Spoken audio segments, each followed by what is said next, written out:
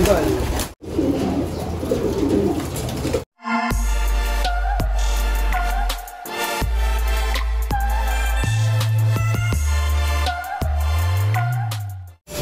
Welcome back mga kalapatid. Maraming salamat sa breeder and flyer mix ng kalapatid ni Boss Ronald Gonzales. Tapos sa Tolome 5-in-1, yan nga yung ginagamit namin Lunes at Martes. So ngayon, papakain na si JJBK ang sakulam. Hinihintay na siya nitong mga hen. Halos kondisyon na nga yung aming mga hen. Tapos na silang maglugo o magmolt. Siyempre, yung papakain namin dyan, wala iba kundi ang kalapatid breeder mix. Yan, nahanda na namin sila para sa breeding. Baka sa December magsalang kami. Tapos dito sa aking mga barako, ang mga stock, kainan na rin. Meron nga akong bagong nilipat dito, yung anak ni Itin. Ano, nagbarako. Nandun yan dun sa mga hen, yung nakaraan. Bilis nga ang pumapares. Kung ano, pumares agad. Yung young bird natin kung barako, kapag gusto kong mag-mature agad, dilalagay ko nga doon sa maraming hen. Stock hen. Tapos, yung mga hen naman, pag gusto ko rin pumares agad, katulad dito, ayan. Dito ko naman sila nilalagay sa mga cock o sa mga barako. Para mabilis silang maglandit o pumares. Babalikan natin to, papatapusin ko lang kumain. Papakulan na namin to mga kalapatids, medyo late na nga. Una namin papalabasin yung mga hen. Bali umaga tapon yung ginagawa namin pagpapalipad o pagpaparonda sa kanila.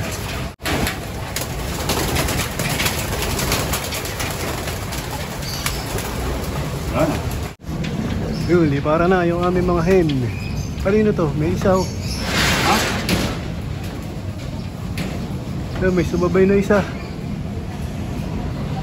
Ano yan sa akin din? Baka mga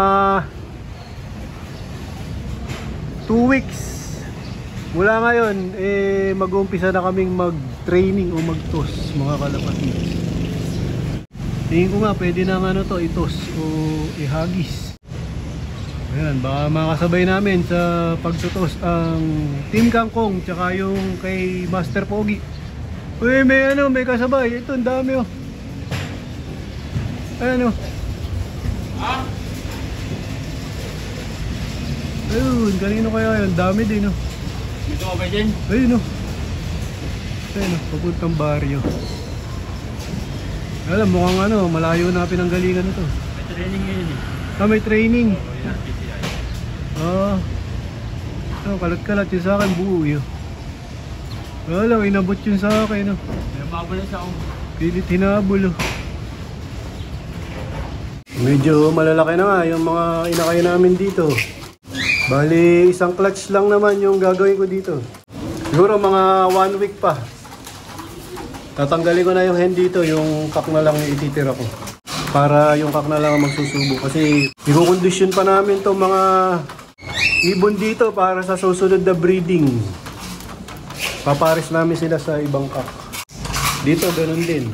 Pag medyo malaki-laki na yung inakay, tatanggalin namin yung hen. Tapos dito sa parisan ni 8Mac at ng kanyang anak, meron na naman yung itlog. Ayun. Sana may similya na itong itlog nila. Parehas. Ito kasi unang itlog nila, isa lang yung may similya. Sana ngayon, itong dalawang itlogin nila ay parehas na meron. Tapos itong parisan ng imbrek. Imbrek ni Master Pogi, tsaka imbrek ko yan mga kalapatid. Ito na yung mga anak nila, ang lalaki oh. Naglulusog. Ayan, halos pantay yung laki. Siyempre, yung patoka niya, wala iba kung hindi ang kalapatids breeder mix ni Boss Ronald Gonzales. Meron nga akong dalawang hen dito na hindi inalis. Baga, ito yung anak nung kay Master Pogi, tsaka nung SBR Banlun. Ito yan. Bali, ito na nga, nagdadalaga na. Yung anak nung kay Master Pogi, tsaka nung SBR Banlun. Bali, ito yung repeat breeding ng Miss Kikas. Ayan, halos kamukhang kamukha. Halos ganito yung Miss Kikas. Bali, dalawa nga to mga kalapatids, mag-nest mate. Buong buo yung katawan nila. Mga nasa tatay. Tapos yung pakpak, ayan.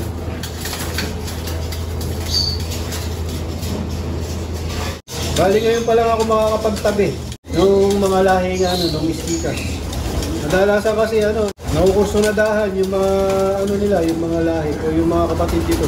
Baka makusunadahan naman yan.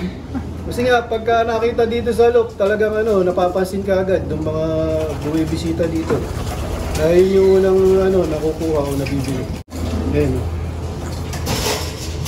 Bukod sa brown o off color, madaling napapansin. Lalo na pag nahipo, buong buo yung katawan. Tapos one piece. Pak, maayos. Tapos ito naman yung nestmate. Medyo mas dark na ng konti. Isa light. Pero din, sila. Parang nagpe-pencil na brown. Yan yung lumalabas na kulay talaga nila. Halos di sila nagkakalayo ng hipo, ng kapatid niya. Babae rin yan. Oo, kahit yung mga nakaraan na mga na-hybrid ko na ganito. Puro ganito yung nilalabas na katawan. Tsaka pakpak. Mga nasa sa ibo ni Master Pogi, yung barako. Maganda yung muscle. Tapos one piece. Bala ko kay Paris to dun nga sa mga inbreak ko. Bagay lalaking break ko. Medyo naman to, medyo malayo na. Kasi nga, yung inbreak ni Master Pogi, mga pa yun, sinaunang inbreak. Old line Oo, old line inbreak.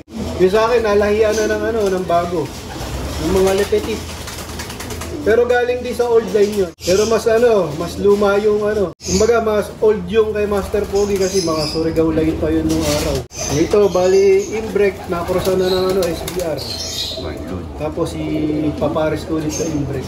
Kaya lang, baka sa pa ito magamit, mga kalapatid. Next year pa. Next breeding pa. Ngayong December, hindi pa magagamit ko. Medyo bata pa. Pero, ayan, base na. Ang ganda na ng itsura. O, bali dito ko bala kay Paris yan. Yan. Yung mga matatanda kong inbreak dito. Tsaka dito. Tsaka dito. Yan, mga yan. Inbreak na breeder. Tambal. Mukhang may kasama na naman. Time check 8:43. May size yung lipad nila. Medyo okay na rin. Matagal-tagal. Time check 8:46. Palabasin mo muna yung mga barako dito. Ito na, baba na sila mga kalapatids.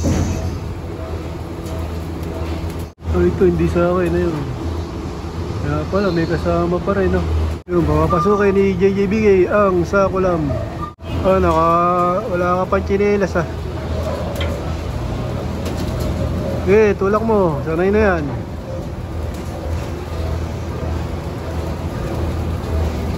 Uy! Hindi sa akin yan. Meron na naman Hindi sa atin.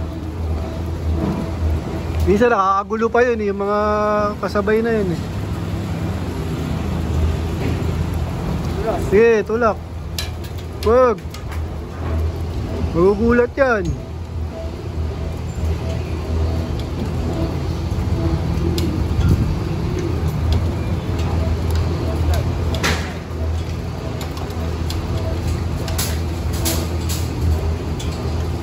Yun, pasok ka lahat.